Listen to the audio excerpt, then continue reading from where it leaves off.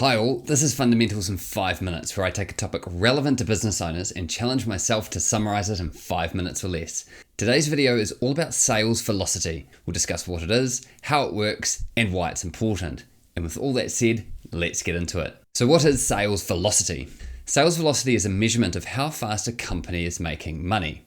It looks at how quickly leads are moving through a company's pipeline and how much value that's driving to the business over a given period of time. Sales velocity plays a huge role in a business's ability to thrive and grow. This is because the less time it takes a company to convert its leads, the faster it can generate cash. This is particularly important for companies with limited capital reserves, i.e. pre-profit startups. To calculate sales velocity, we need 4 things. The first is the number of leads the company has generated over a period of time. The second is the average deal size of all converted sales. The third is the sales conversion rate. And the fourth is the average length of time required to close a sale, also known as the sales cycle time. Sales velocity is then calculated using the following formula. Sales velocity equals number of opportunities times average deal size times conversion rate divided by the sales cycle length. When measured over time, a company can use this formula to measure how its sales velocity is changing. That is, they can measure their sales acceleration.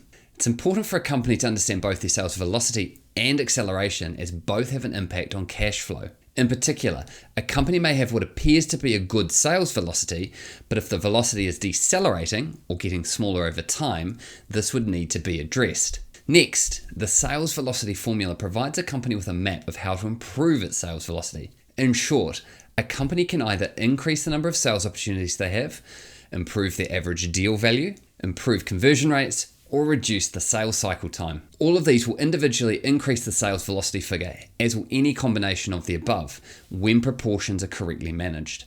So let's explore that a bit. A company could decide to discount prices to reduce their sales cycle time, which in theory would reduce the length of sale and thus increase their sales velocity. In doing so, however, they will also reduce the average deal size, which could negate the impact of the reduced sales cycle in the sales velocity calculation. Of course, the actual impact on sales velocity depends on the proportion difference between all of these factors, and thus it's something we need to manage well when trying to influence sales velocity. And as with many metrics in commerce, sales velocity shouldn't be used in isolation. It needs other measurements and metrics to provide a full picture of what's actually going on. In this case, a company needs to account for its sales velocity, acceleration, burn rate, margins, and cash flow to get a complete picture of how the company is selling and generating cash. And with that, we're all done. Sales velocity summarized in under 5 minutes. It's been my absolute pleasure to take you through this content, and as always, if you have any questions, feel free to reach out on LinkedIn, and I'll catch you on the next one.